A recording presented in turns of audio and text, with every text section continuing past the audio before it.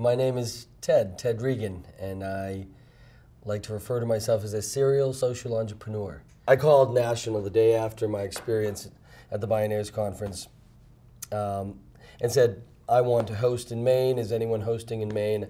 We need to bring this to northern New England. And they said, we get a lot of these calls. Take a couple aspirin, drink a big glass of water, you'll be fine. And I suspect they do. And they said in a month or so that things would wear off and I'd return to my normal state.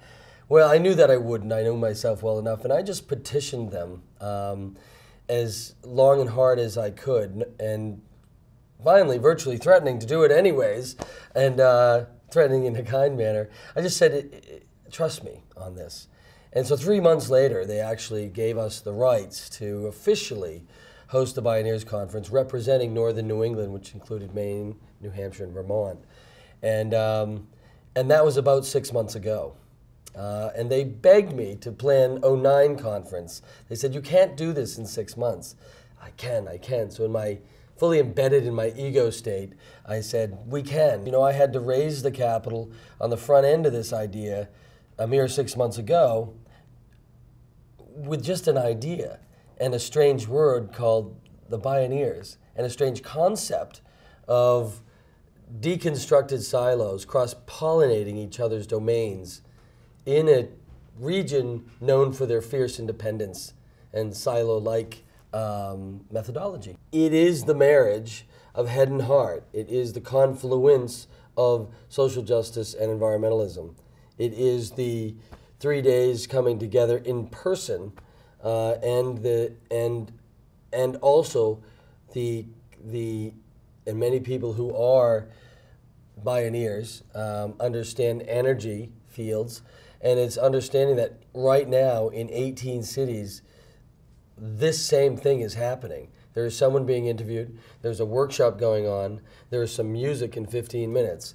And so if you are watching the beaming Bioneers on the stage, the satellite feed, you really feel that. And as they scan the audience in California, where the largest Bioneers site and the original site is, you really understand that you are a foot soldier in a much larger movement. And for all of us longing for community, more than our individual unique communities, but that larger sense of community, it is one place to find it. I've just been working for many years on the way that I think. And I now understand that it's a choice that I have to either be terribly frustrated and overwhelmed by the conditions that may lay ahead, or to jump in and feel that connectivity with my human brothers and sisters, and to enjoy that experience for as long as I can. Just much greater environmental and social justice awareness. They hope to see a world that is at peace, where there is environmental balance and social justice.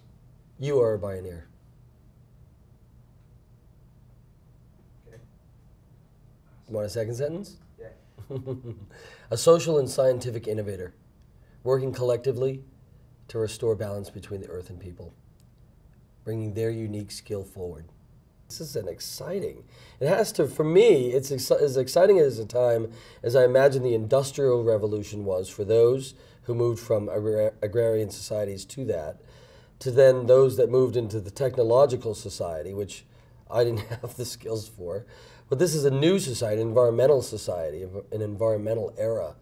And that is one that I'm looking forward to swimming in. And I think that, you know, I am optimistic that that to answer your question, that what does 25 or 75 years look like from now? Well, I have live simply. So it looks like that which is on this band. All of us looking at living more simply and more cooperatively. My favorite bumper sticker is, do you know who your farmer is? It's a great question. So I think when more people can answer that, then we'll have arrived at that moment. Kindle for both of us just was this this idea that we could, through a Bioneers conference, ignite a population into action. And I think we've lit a fire this weekend.